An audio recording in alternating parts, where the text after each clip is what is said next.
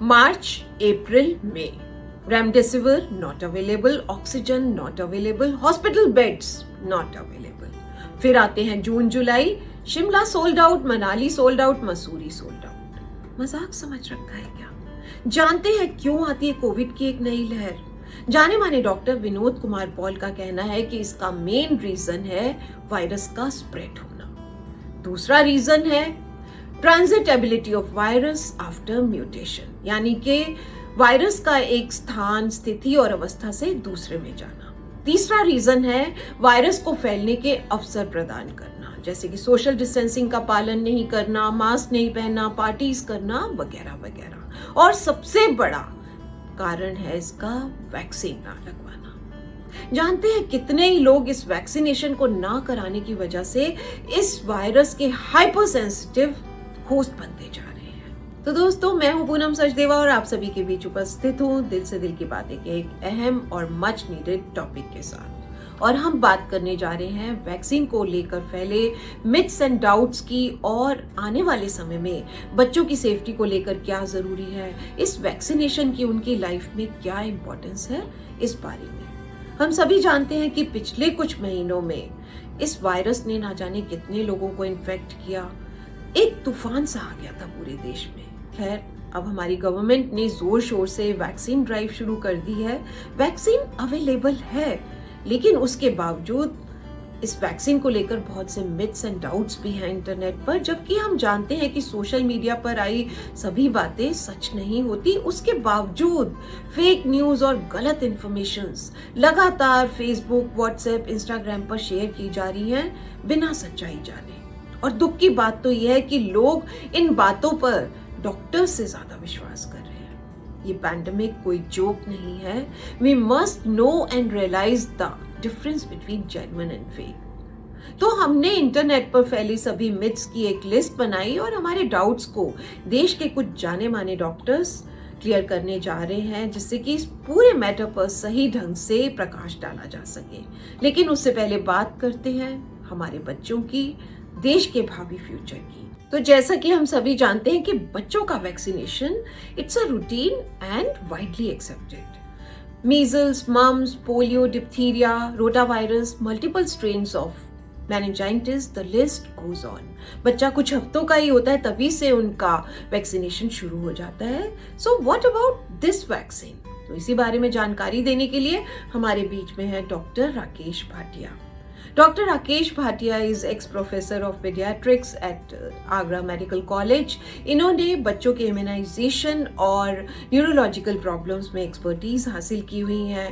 इनका बच्चों की हेल्थ केयर फील्ड में 25 साल से ज्यादा का एक्सपीरियंस है। तो चलिए सुनते हैं क्या कहते हैं डॉक्टर भाटिया। हेलो फ्रेंड्स, कोविड-19 इन्फेक्शन से आज दुनिया का हर इंसान बहुत डरा हुआ है।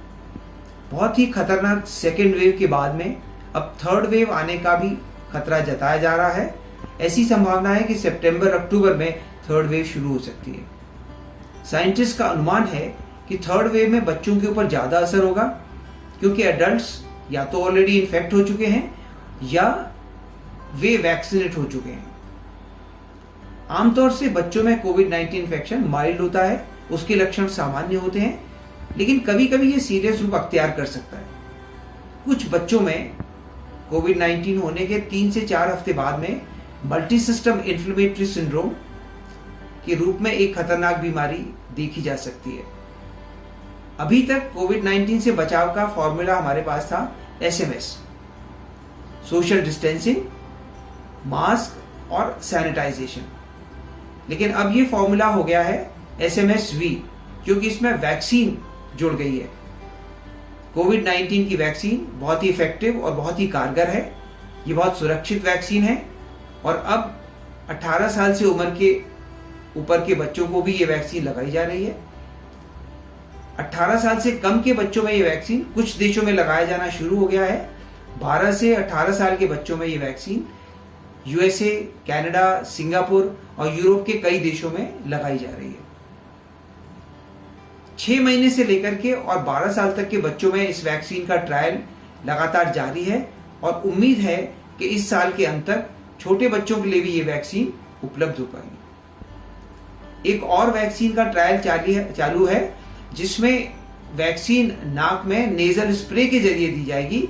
ये भी बहुत सुरक्षित और इफेक्टिव वैक्सीन होने की उम्मीद है। मेरा आप सभी से अनुरोध है कि जैसे ही ये वैक्सीन उपलब्ध हो तुरंत अपने बच्चों को लगवाएं। खासतौर से जो बच्चे स्कूल जाने वाले हैं या जिन बच्चों को पढ़ाई के लिए विदेश जाने की दरकार है, उन बच्चों में ये वैक्सीन लगाना बहुत ज़रूरी है। इन सभी बच्चों को ये वैक्सीन जैसे ही उपलब्ध होती है तुरंत लगवाएं। यही मेरा आपसे अनुरोध है। धन्यवाद। और अब बात करते हैं इस वैक्सीन को लेकर फैले मिथ्स एंड डाउट्स की, जिन्हें क्लियर करने के लिए हमारे बीच में हैं दो जाने माने doctor Anil Rajan, senior consultant physician, and doctor Ranveer Tyagi, director department of anaesthesia and critical care, synergy hospital. हमारा पहला मिथ ये है कि अगर हमें कोविड हो चुका है, हमारी एंटीबॉडीज बन चुकी हैं, तो हमें इस वैक्सीन की जरूरत नहीं है। बिल्कुल लगवाना चाहिए और रिकवर होने के बाद 3 महीने बाद आपको दोनों डोज वैक्सीन की टाइम इंटरवल के हिसाब से लगवानी चाहिए। चाहे आपका एंटीबॉडी टाइटर कुछ भी हो, आपको वैक्सीन लेना है। सेकेंड मिथ, इस वैक्सीन की वजह से विमेन्स फर्टिलिटी पर गलत असर पड़ सकता है। कोविड वैक्सीन का आपकी fertility, both man and women, पुरुष और स्त्री दोनों की फर्टिलिटी के ऊपर बिल्कुल भी असर नहीं होता है। इस बारे में विचार करना कोई ज़रूरत नहीं है। इसकी आपकी फर्टिलिटी पे कोई असर नहीं आएगा।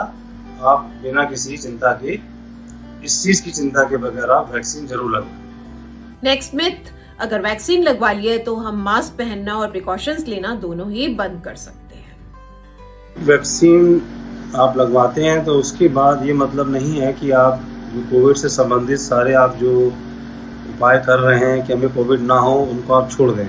जैसे मास्क लगाना है, सैनिटाइजर यूज़ करना है, भीड़ में नहीं जाना, ऐसा कुछ नहीं है। आपको ये सारे प्रिकॉशंस तब भी लेने होंगे वैक्सीन लगाने के बाद भी। आप मास्क का इस्तेमाल करेंगे, सैनिटाइजेशन बराबर करेंगे हाथों का, और भीड़ वाली जगहों को अवॉइड करेंगे। बस वैक्सीन लगाने का एडवांटेज ये होगा कि अगर आप इतने सारे परहेज कर रहे हैं और उसके बावजूद भी अगर आपको इन्फेक्शन होता है तो वो बहुत माइल्ड होगा या फिर नहीं होगा। यूजुअली किसी वैक्सीन को बनने में 8 से 10 साल लगते हैं और ये 1 साल के अंदर आ गई है, तो इस वैक्सीन की वजह से बहुत से डेंजरस साइड इफेक्ट हो सकते हैं। हाँ, बिल्कुल 8-10 साल लगते थे। इसमें थोड़ा वैज्ञानिकों ने जल्दी करा और ये इमरजेंसी अप्रूवल है, लेकिन इसके बावजूद जो फेज 3 ट्रायल तक होता है नॉर्मली, वो तीनों फेज की ट्रायल किए गए और एफिकेसी और इफेक्टिवनेस देखी गई, वो सब ठीक पाए गए और कोई मेजर साइड इफेक्ट इस वैक्सीन के नहीं है। इसलिए केवल वही मरीज को नहीं लगवाना जिसको वैक्सीन लगवाने से एलर्जी की होने की संभावना है। अब ये बहुत बड़ा मिथ है कि ये वैक्सीन डायबिटीज के patients, blood pressure issues, HIV, kidney problems, cancer survivors और जिस इंसान को कोई भी एलर्जी हो उसे नहीं देनी चाहिए। जिन पेशेंट्स को डायबिटीज़, ब्लड प्रेशर, किडनी की प्रॉब्लम है, उनको वैक्सीन लगना जरूर आवश्यक है, जिससे उनकी सुरक्षा ज़्यादा बढ़ती है और यही लोगों को कॉम्प्लिकेशन होने के चांसेस ज़्यादा होते हैं। लेकिन वैक्सीन लगने से पहले अगर बेहतर है कि इनकी शुगर, BP और किडनी की जो प्रॉब्लम्स हैं थोड़ी बेटर कंट्रोल होगी तो अच्छा रहता है। इसी तरह कैंसर से जो पेशेंट इम्प्रूव कर चुके हैं, HIV से इम्प्रूव कर चुके हैं, या जो ऑलरेडी पेशेंट कीमोथेरेपी पर हैं, उनको भी अगर वैक्सीन लगती है तो बहुत अच्छा है, उनकी सुरक्षा और बढ़ जाती है। जो पेशेंट डायलिसिस पर हैं, किडनी के पेशेंट्स हैं, इनको भी खतरा ज़्यादा होता है, तो इनके लिए भी वैक्सीन लगना बहुत आवश्यक है। वैक्सीन लगने के बाद इनकी कोविड से कॉम्प्लिकेशंस होने की संभावनाएं कम हो जाती है। लेकिन जिन पेशेंट्स को एलर्जी की प्रॉब्लम है, उनको थोड़ा सावधान रहने की ज़रूरत है और अपने जो ट्रीटिंग डॉक्टर हैं उनसे पूरी तरह संतुष्ट होकर के ही तभी वैक्सीन का प्रयोग करें। नेक्स्ट मिथ, प्रेग्नेंट लेडीज और जो ब्रेस्ट फीडिंग करा रही हैं वो ये वैक्सीन नहीं ले सकती है। प्रेग्नेंट लेडीज़ और ब्रेस्ट फीडिंग लेडीज़ को भी वैक्सीन लगने की परमिशन मिल गई है और ये माना गया है कि अगर प्रेग्नेंट लेडी वैक्सीन लगवाती है उनकी प्रेगनेंसी आउटकम बेहतर होने की संभावना बढ़ जाती है। इसी तरह से जो लेडीज़ ब्रेस्ट फीड कर रही हैं उनको भी उनकी इन्फॉर्म कंसेंट ले करके वैक्सीन लगाने की परमिशन मिल गई है और उनको वैक्सीन लगनी चाहिए।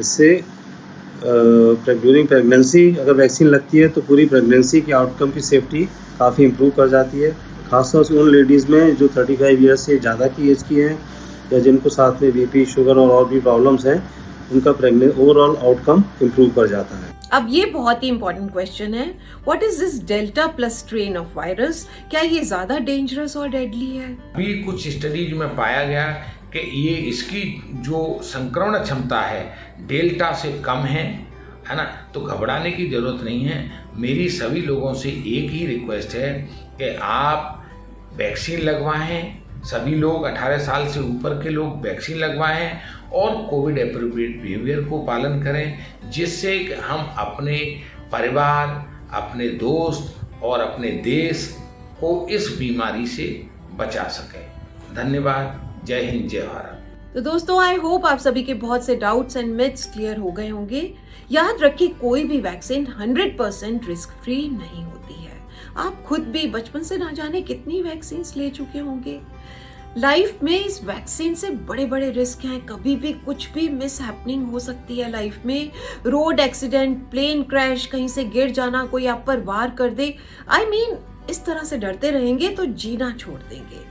तो एक पल भी ना गवाएं। अगर आप चाहते हैं कि पुराना समय फिर से लौट आए, आप देश विदेश घूम सके, अपनों के साथ बेखौफ होकर मिल सके, देश की इकोनॉमी फिर से बेटर हो सके और सबसे बढ़कर हमारे बच्चे फिर से स्कूल जा सके, तो अपना वैक्सीन शॉट जल्द से जल्द लें। अपनी फैमिली को वैक्सीन लगवाएं, अपने फ्रेंड्स, अपने स्टाफ मेंबर्स, उनके फैमिली मेंबर्स सभी को इंस्पायर करें कि वो अपनी वैक्सीन जल्द से जल्द लगवाएं और समय आने पर अपने बच्चों को भी वैक्सीन शॉट जरूर दें। याद रखें कि जब तक हमारे देश की करीब 70% पॉपुलेशन वैक्सीनेटेड नहीं हो जाएगी, हमारा देश हर्ड इम्यूनिटी को अचीव नहीं कर पाएगा।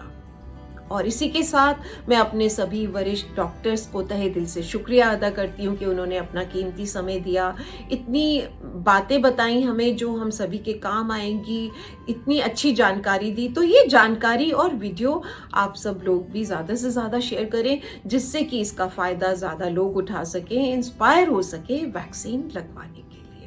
Bye bye.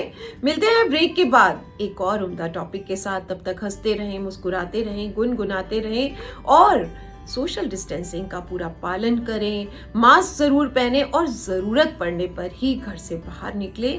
अभी कुछ समय और पेशेंस रखना बहुत जरूरी है। अपना ध्यान रखें। Love you all.